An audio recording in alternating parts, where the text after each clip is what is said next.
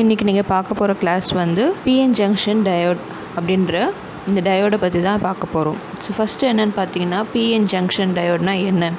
Semiconductors பற்றின ஒரு video நான் போட்டிருக்கேன். நீங்கள் அதில் போய் பார்த்தீங்கன்னா உங்களுக்கு இன்ட்ரின்சிக் எக்ஸ்ட்ரின்சிக் அப்படின்னு 2 டைப் ஆஃப் செமிகண்டக்டர்ஸ் பற்றி சொல்லியிருக்கேன்.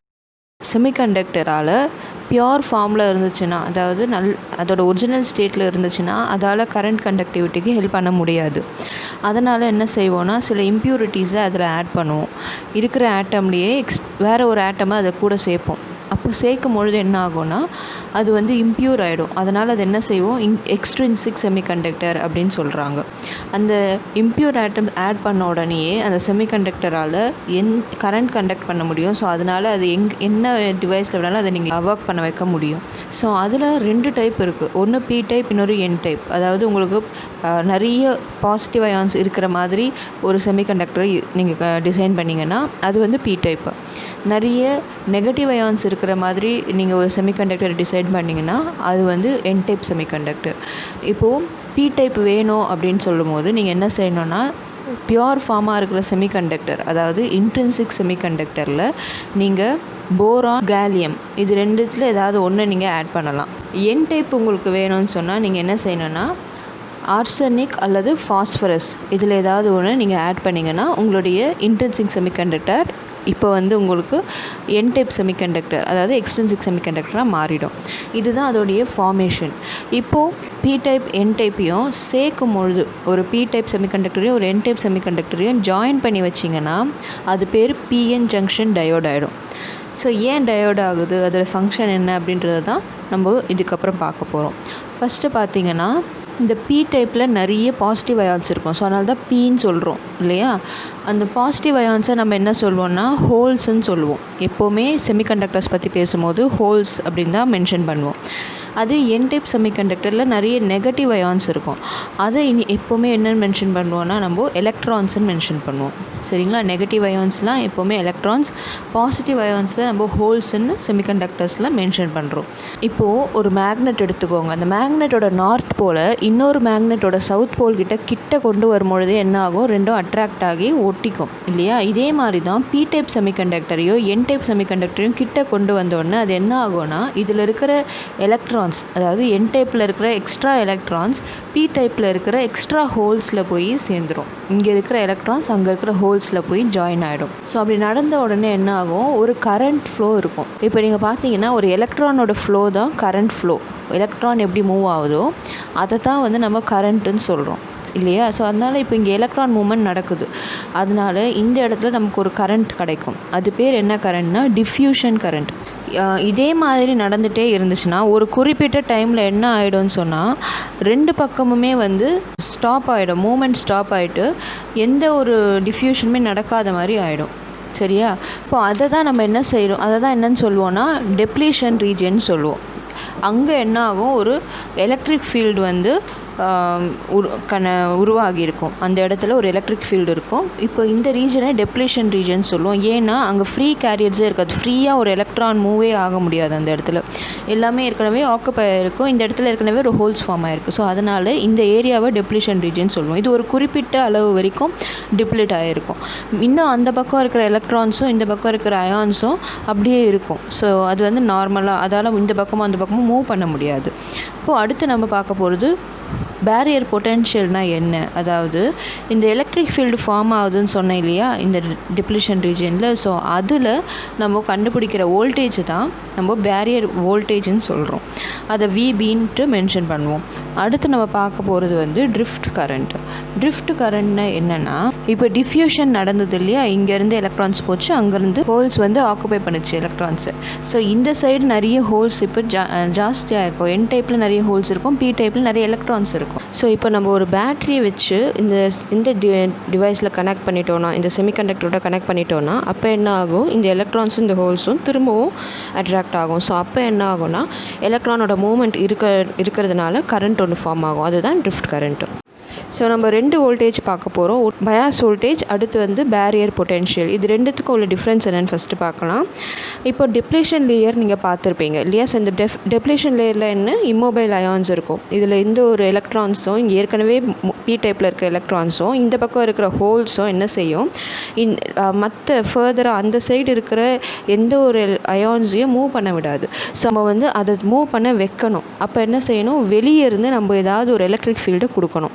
ஸோ அந்த மாதிரி கொடுக்கும்பொழுது அது பேர் வந்து பயாஸ் வோல்டேஜ். சரியா? நம்ம வந்து வெளியே இருந்து எக்ஸ்ட்ராவாக ஒரு பேட்டரி கனெக்ட் பண்ணி அந்த ஒரு ஃபோர்ஸ் கொடுக்கும் பொழுது அப்போ அதுங்க மூவ் பண்ணும். அந்த மூவ் பண்ண வைக்கிறதுக்காக நம்ம கொடுக்குற அந்த வோல்டேஜ் பேர் பயாஸ் வோல்டேஜ். ஸோ பேரியர் பொட்டென்ஷியல்னால் தடுக்கிற பொட்டென்ஷியல், தடுக்கிற வேல்யூ, எந்த வேல்யூ வரைக்கும் இது தடுக்க ட்ரை பண்ணுது. இந்த டயோட் வந்து நம்மளுடைய எலக்ட்ரான்ஸையும் இந்த ஹோல்ஸையும் சேர விடாமல் தடுக்கிறதுக்காக எவ்வளோ தூரம் ட்ரை பண்ணுமோ அது பேர் பேரியர் பொட்டென்ஷியல். இந்த எலக்ட்ரிக் ஃபீல்ட் ஃபார்ம்ட் இந்த depletion region acts as a barrier. So அதில் இருக்கிற வோல்டேஜ் தான் வந்து பேரியர் வோல்டேஜ்னு சொல்கிறோம். அது தடுத்துகிட்டே இருக்கும். For example silicon semiconductor use பண்ணிங்கன்னா 0.7 வோல்ட் வரைக்கும் தடை பண்ணும். 0.7 வோல்ட் நான் இங்கே கொடுத்துனே இருக்கலாம், 0.5 நான் பேட்டரியில் கொடுக்கலாம், 0.2 கொடுக்கலாம். ஆனால் அது வரைக்கும் அது நகரவே விடாது. அதோடைய லிமிட் எவ்வளோனா 0.7ன்ற ஒரு பேரியர் வோல்டேஜில் இந்த சிலிக்கான் டயோடு வந்து ஒர்க் ஆகின்னு இருக்குது. இப்போ நான் வெளியே இருந்து கொடுக்க போகிற பயாஸ் வோல்டேஜ் வந்து 0.7 விட ஜாஸ்தி இருந்தால் என்னால் அந்த எலக்ட்ரான்ஸை மூவ் பண்ண வைக்க முடியும். ஸோ அந்த மாதிரி ஜெர்மானியமுக்கு பார்த்திங்கன்னா 0.3 வோல்டேஜ்னு இருக்கும். ஸோ இதுதான் வந்து இது ரெண்டுத்துக்குடைய டிஃப்ரென்ஸு. அடுத்து நம்ம பார்க்க போகிறது பயாஸிங் சொன்னேன் இல்லையா? பயாஸ்னால் என்னது, வெளியே இருந்து நான் ஒரு வோல்டேஜ் அப்ளை பண்ணுறேன் இந்த டயோடுக்கு. ஸோ அது பேர் தான் பயாஸிங். அந்த வோல்டேஜ் வந்து பயாஸிங் வோல்டேஜ். இப்போ இதில் 2 விதமாக பண்ணலாம். ஒன்று வந்து ஃபார்வர்ட் பயாஸ், இன்னொன்று வந்து ரிவர்ஸ் பயாஸ். ஃபார்வர்ட் பயாஸ்னால் என்னென்னா பி டைப் மெட்டீரியலை பாசிட்டிவ் கூட கனெக்ட் பண்ணுறேன், என் டைப் மெட்டீரியலை நெகட்டிவ் டெர்மினலில் கனெக்ட் பண்ணுறேன். ஸோ இது பேர் ஃபார்வர்ட் பயாஸ். ரிவர்ஸ் பயாஸ்னால் அப்படியே ஆப்போசிட், பி டைப்பை நெகட்டிவ் டெர்மினலோடவும் என் டைப்பை பாசிட்டிவ் டெர்மினலோடவும் நான் கனெக்ட் பண்ணுறேன். ஸோ இதுதான் வந்து இந்த 2 பயாஸு. ஃபார்வர்ட் பயாஸை பற்றி டீட்டெயிலாக பார்க்கலாம். இதுதான் வந்து ஒரு சாதாரண பிஎன் ஜங்ஷன் டயோட். இப்போ நம்ம பார்த்துட்டு இருந்தோம் இல்லையா அந்த ஜங்ஷன் டயோட். இப்போ நான் இன்னும் பயாஸிங்கே பண்ணலை. பயாஸிங்னால் என்னென்னா பேட்டரியோடு கனெக்ட் பண்ணி எக்ஸ்டர்னலாக நம்ம வெளியே வந்து ஒரு பவர் சோர்ஸ் கொடுத்து இப்போ இதை ஒர்க் பண்ண வைக்க போகிறோம். உள்ளே இருக்கிற இந்த பக்கம் இருக்கிற ஹோல்ஸையும் இந்த சைடு இருக்கிற எலக்ட்ரான்ஸையும் நான் மூவ் பண்ண வைக்க போகிறேன். அதுக்கு எனக்கு வெளியே வந்து ஒரு பேட்டரி தேவைப்படுது. அதுக்கு நான் இப்போ என்ன செய்கிறேன், ஃபார்வர்ட் பயாஸ் கொடுக்குறேன். ஸோ ஃபார்வர்ட் பயாஸ்னால் ஏற்கனவே சொன்ன மாதிரி இந்த பேட்டரியோட பாசிட்டிவ் டெர்மினலையோ பி டைப், இதுதான் பி டைப். ஸோ இதையும் சேர்த்து நான் வந்து இப்போ கனெக்ட் பண்ணியிருக்கேன். இதோடைய நெகட்டிவ் டெர்மினலை என் டைப்போட கனெக்ட் பண்ணியிருக்கேன். அப்படி பண்ணுறதுனால இது பேர் ஃபார்வர்ட் பயாஸ். பின்னா நிறைய ஹோல்ஸ், நிறைய பாசிட்டிவ் அயான்ஸ் இருக்கும், அதை நான் பாசிட்டிவோட கனெக்ட் பண்ணிட்டேன். என் டைப்னால் நிறைய எலக்ட்ரான்ஸ் நெகட்டிவ் அயான்ஸ் இருக்கும், நான் அதை நெகட்டிவோட கனெக்ட் பண்ணியிருக்கேன். அதனால் இது பேர் வந்து ஃபார்வர்ட் பயாஸிங். இப்போது ஃபார்வர்ட் பயாஸ் பண்ணும்பொழுது என்ன நடக்கும்னு பார்த்தீங்கன்னா, இங்கேருந்து பாசிட்டிவ் ஃபோர்ஸ் வந்து கொடுக்குறேன். இங்கே இருக்கிற ஹோல்ஸ் வந்து என்ன ஆகும், பாசிட்டிவ் வரும்பொழுது அது கிட்ட நெருங்காது. ஏற்கனவே நான் சொன்ன மாதிரி மேக்னெட்டோட நார்த் போலை சவுத் போல் கிட்ட கொண்டு வந்திங்கன்னா அட்ராக்ட் ஆகும் இல்லையா?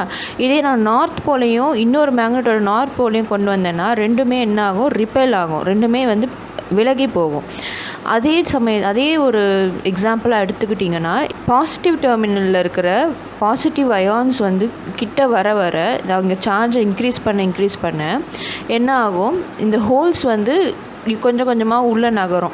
இது வந்து டெப்ளேஷன் ரீஜியன். அதாவது ஏற்கனவே இங்கே இம்மொபைல் அயான்ஸ் ஏற்கனவே மூவ் பண்ணிவிட்டு இப்போது இங்கே இருக்கிற எலக்ட்ரான்ஸ் ஸ்டார்டிங்லேயே இங்கே போயிடுச்சு, இங்கே ஹோல்ஸ் க்ரியேட் ஆகிடுச்சு, அந்த மாதிரி இருக்கிற ஒரு ஸ்டேஜில் இருக்குது. அதனால தான் இந்த இடத்துல எந்த மூமெண்ட்டுமே இல்லை, கரண்ட் ஃப்ளோவே இல்லைன்னு சொல்லிட்டு நம்ம ஃபஸ்ட்டே சொன்னோம் பேரியர் பொட்டென்ஷியல் பற்றி சொல்லும் பொழுது.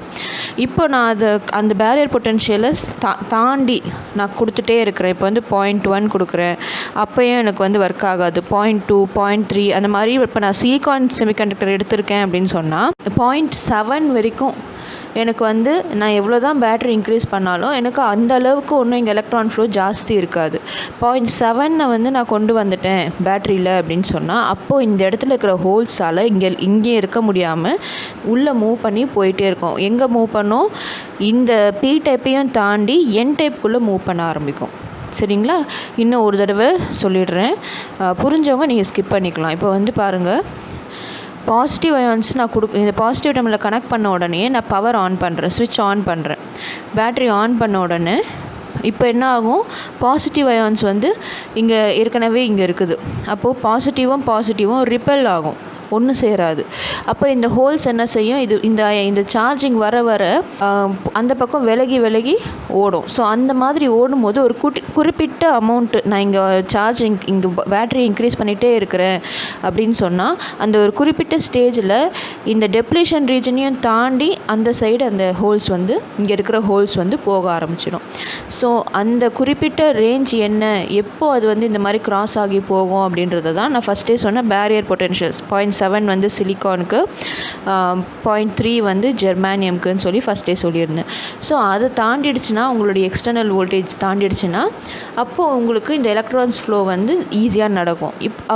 அதுக்கான வேல்யூஸ் நீங்கள் வந்து ரீடிங் எடுத்திங்கன்னா உங்களுக்கு தெரியும் எவ்வளோ கரண்ட் ஃப்ளோ இருக்குது அப்படின்னு சொல்லிட்டு தெரியும். இதுதான் வந்து இந்த சைடு நடக்கிறது. அதே டைமில் நெகட்டிவ் ஃபோர்ஸ் நான் இங்கே கொடுக்குறேன்.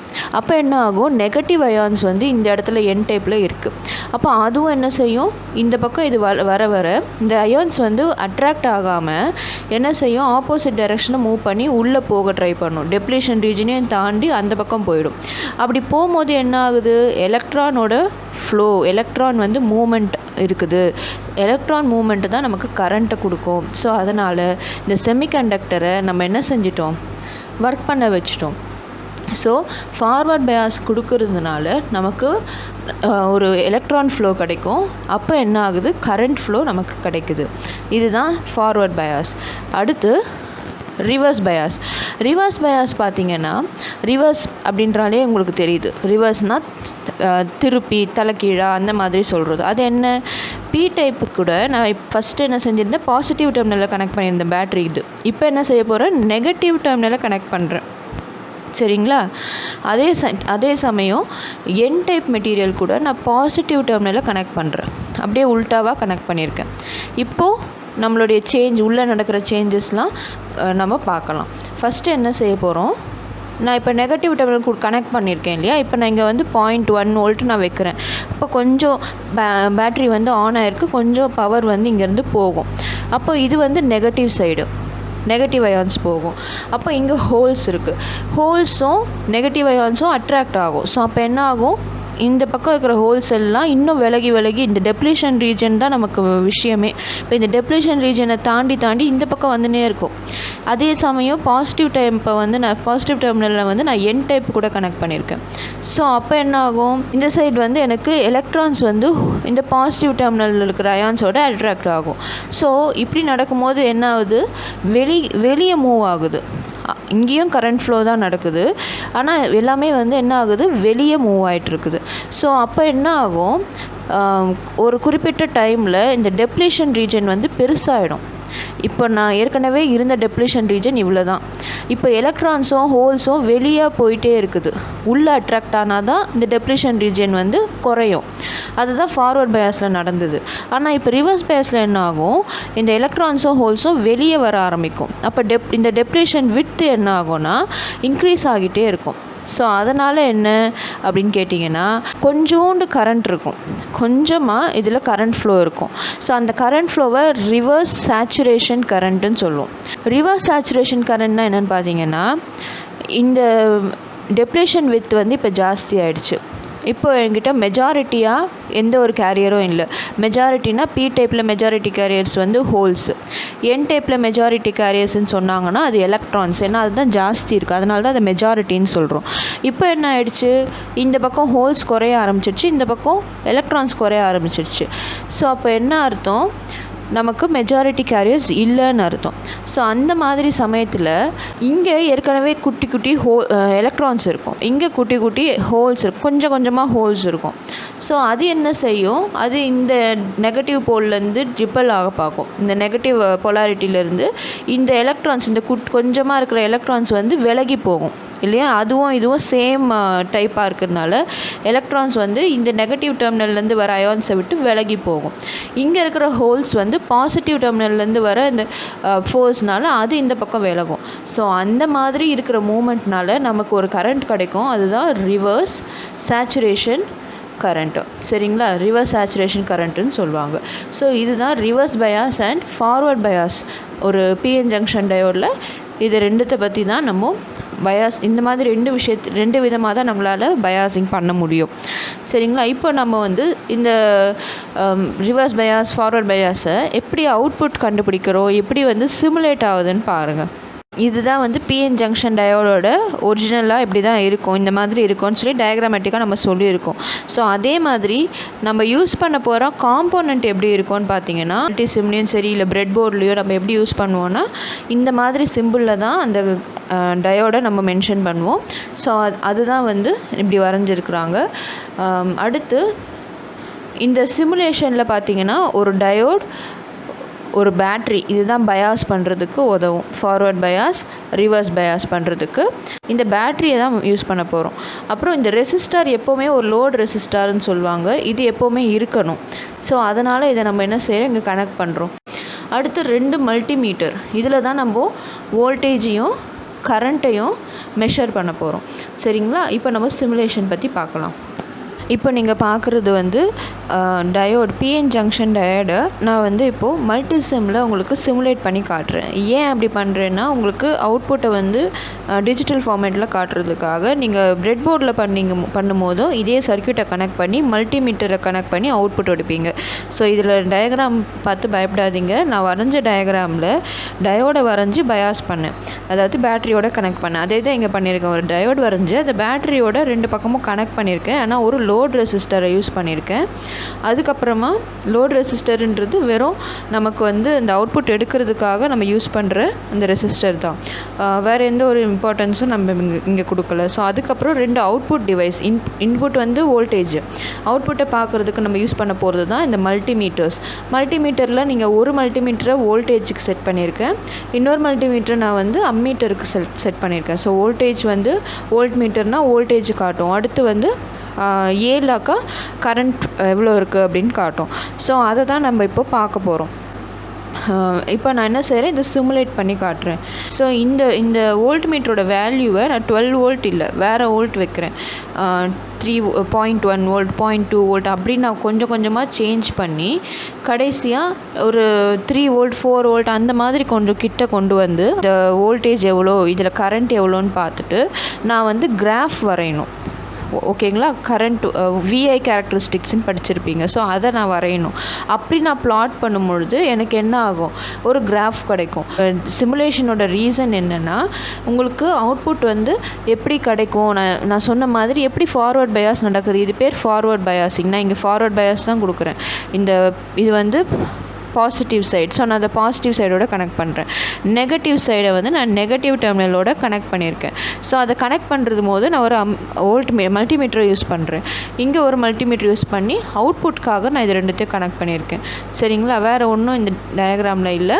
இப்போ நான் வந்து இந்த வேல்யூஸை இப்போ நான் சேஞ்ச் பண்ண போகிறேன் அப்படின்னா, இந்த வோல்ட் மீட்டரில் நான் கிளிக் பண்ணி நான் வந்து ஃபஸ்ட்டு 0 வோல்ட்லேருந்து ஸ்டார்ட் பண்ணுறேன். 0 வோல்டேஜ் கொடுத்தேன்னா அப்போ என்ன வருது அப்படின்றத ப்ளே பண்ண, அதை ரன் பண்ணி காட்டணும். பாருங்கள், 0 வோல்ட் 0 ஆம்பியர்னு காட்டுது. இப்போ நான் அடுத்த வேல்யூ செட் பண்ணுறேன், 0.1 வோல்டேஜ் செட் பண்ணுறேன். இப்போ அவுட்புட் என்ன வருதுன்னு பாருங்கள், ஒரு அவுட்புட் வருதா? ஸோ இந்த ரீடிங்கை நீங்கள் நோட் பண்ணிக்கோங்க. வி வேல்யூ அப்படின்னு சொல்லிட்டு இந்த ரீடிங் நோட் பண்ணுவீங்க, ஐ வேல்யூன்னு சொல்லி இந்த வேல்யூ நோட் பண்ணுவீங்க. அடுத்து திரும்பவும் நான் வந்து 0.2க்கு செட் பண்ணுறேன். இப்போ செட் பண்ணிட்டு திரும்ப ரன் பண்ணுறேன், வர வேல்யூவை திரும்ப நோட் பண்ணுறேன். இந்த மாதிரி கண்டினியூஸாக நீங்கள் போட்டுட்டு ஒரு கிராஃப் ஒன்று பிளாட் பண்ணணும். பார்த்தீங்கன்னா இதுதான் ஒரு விஐ கேரக்டரிஸ்டிக்ஸ் அப்படின்னு சொல்லுவாங்க. கிராஃபில் பிளாட் பண்ணும்போது உங்களுக்கு என்ன ஆகும்னா, அவுட்புட் வந்து இப்படி கிடைக்கும். ஒரு குறிப்பிட்ட பாயிண்ட் வரைக்கும் கம்மியாக வந்துட்டு இருந்த கரண்ட் திடீர்னு இன்க்ரீஸ் ஆக ஆரம்பிக்கும். வோல்டேஜ் இன்க்ரீஸ் பண்ண கரண்ட் இன்க்ரீஸ் ஆகும். இந்த வோல்டேஜ் இது வெளியே கொடுக்குற அந்த பயாஸ் வோல்டேஜ். இந்த பயாஸ் வோல்டேஜ் இன்க்ரீஸ் ஆக நம்மளுடைய கரண்ட் வந்து இன்க்ரீஸ் ஆகிட்டே போகும். ஸோ இதுதான் வந்து இந்த கிராஃப், இந்த விஐ கேரக்டரிஸ்டிக்ஸ் அப்படின்னு சொல்கிறோம் இல்லையா. ஃபார்வர்ட் பயாஸ் பண்ணும்பொழுது இந்த மாதிரி தான் நடக்கும். உங்களோட டயோடோட அவுட்புட் வந்து இப்படி தான் இருக்கும். சரிங்களா? அடுத்து நம்ம பார்க்க போகிறது ரிவர்ஸ் பயாஸோட அவுட்புட்டை பற்றி தான். ரிவர்ஸ் பயாஸில் நான் இப்போ சிமுலேட் பண்ணுறதுக்காக கனெக்ட் பண்ணியிருக்கேன். என்ன பண்ணியிருக்கேன், ரிவர்ஸ் பயாஸ்னால் நெகட்டிவ் டெர்மினலை வந்து நான் வந்து பாசிட்டிவ் சைடு அதாவது பி டைப்புக்கு கனெக்ட் பண்ணணும். அதே மாதிரி என் டைப்பை வந்து நான் பாசிட்டிவ் டெர்மினலோட கனெக்ட் பண்ணணும். அதுதான் வந்து ரிவர்ஸ் பயாஸ் கனெக்ஷன். இப்போ நான் வந்து இந்த சர்க்யூட்டில் நான் ஒரே ஒரு சேஞ்ச் பண்ணியிருக்கேன். அது என்னென்னா இந்த பொலாரிட்டியை மாற்றிருக்கேன். இந்த பொலாரிட்டி இந்த பேட்டரியை வந்து நெகட்டிவ் டெர்மினலில் இப்போ நான் வந்து ஆனோட் கூடவும் பாசிட்டிவ் டெர்மினலில் நான் இப்போ வந்து கேத்தோட் சைடும் கனெக்ட் பண்ணியிருக்கேன். ஸோ இப்போ இதோட ஃபங்க்ஷன் எப்படி இருக்கும் அப்படின்னு பார்த்தீங்கன்னா, நீங்கள் இனிமேல் கொடுக்க போகிற ஒரு வோல்டேஜுமே இப்போ நான் வந்து 0.2 கொடுத்துருக்கேன் அப்படின்னா அது -0.2 தான் உள்ளே போகும். ஏன்னா இது எதோட கனெக்ட் ஆகிருக்கு, நெகட்டிவ் சைடில் தான் இது கனெக்ட் ஆகிருக்கு. அப்போ ப்ரீவியஸாக நம்ம கொடுக்கும்பொழுது ஃபார்வர்ட் பயாஸ் இது வந்து இப்படி இருந்தது இல்லையா, பாசிட்டிவ் சைடு நெகட்டிவ் சைடுன்னு இருந்தது. அதனால் நான் 0.2 கொடுத்தா அது 0.2 நீங்கள் எடுத்துக்கிட்டீங்க. ஆனால் இந்த தடவை நான் என்ன செஞ்சுருக்கேன், பேட்டரியை திருப்பி வச்சுருக்கிறேன். ஸோ அதனால் என்ன செய்யணும், நெகட்டிவ் டெர்மினலில் தான் இப்போ நமக்கு கனெக்ட் ஆகிருக்கு. அப்போ நான் 0.2 கொடுக்குறேன் அப்படின்னா அது -0.2 வோல்ட்டுன்னு அர்த்தம். இப்போ நீங்கள் கிராஃப்க்கு வரைவீங்க இல்லையா, வி அண்ட் ஐ போடுவீங்க. அப்போ நீங்கள் வோல்டேஜ் எழுதும் போது -0.2 -0.3 அப்படின்னு மென்ஷன் பண்ணணும். கரண்ட்டு அப்படியே நோட் அவுட் பண்ணிகிட்டே வரணும். சரிங்களா?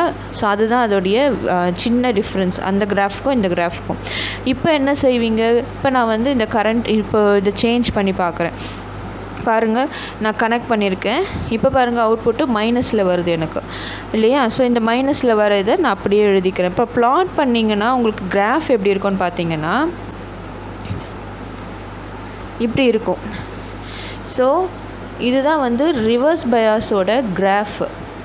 நான் வந்த வேல்யூஸ் எல்லாம் நான் நோட் பண்ண பிறகு அதை ப்ளாட் பண்ணுறேன் டயக்ராமில். இந்த கிராஃபில் நான் கிராஃப் ஷீட்டில் ப்ளாட் பண்ணும்போது எனக்கு எல்லாமே நெகட்டிவ் வேல்யூஸாக இருக்கிறதுனால எனக்கு வந்து இந்த சைடு தான் கிராஃபே வரும். சரிங்களா? அதாவது இப்போது கிராஃப் இப்படி பிரிப்பீங்க. இந்த பக்கம் வந்து ஒய் ஆக்சிஸ், இந்த பக்கம் எக்ஸ் ஆக்சிஸ்ன்னு எடுப்பீங்க. இங்கே வந்து ப்ளஸ் சைன்ஸ் எல்லாம் எழுதுவீங்க. கீழே எல்லாம் மைனஸ், மேலே ப்ளஸ், இந்த சைடு மைனஸ். இப்போ எனக்கு வந்து வோல்டேஜும் மைனஸ்ஸு, கரண்ட்டும் மைனஸ்ஸு. சரிங்களா? கரண்ட் வேல்யூஸும் எனக்கு மைனஸ்ஸு. ஸோ அப்போ நான் வந்து இந்த ஏரியாவில் தான் எனக்கு கிராஃபே வரும். அதனால் என்னோடய டயக்ராம் வந்து இப்படி இருக்கும். சரிங்களா? இப்போது இந்த இடத்துல பார்த்தீங்கன்னா ஒரு குறிப்பிட்ட இடத்துல பிரேக் டவுன் ஆகும். அதுதான் நான் வந்து ரிவர்ஸ் சேச்சுரேஷன் கரண்ட்டுன்னு சொன்னேன் இல்லையா. ஸோ அது வந்து இங்கே தான் நீங்கள் மார்க் பண்ணணும். ஸோ இதில் ஏதாவது டவுட் இருந்தால் நீங்கள் கண்டிப்பாக கேளுங்க, நான் உங்களுக்கு எக்ஸ்பிளைன் பண்ணுறேன். ஸோ இதுதான் வந்து நம்மளுடைய PN ஜங்ஷன் டயோட். உங்களுக்கு புரிஞ்சிருக்கோன்னு நம்புகிறேன். தேங்க்ஸ் ஃபார் வாட்சிங்.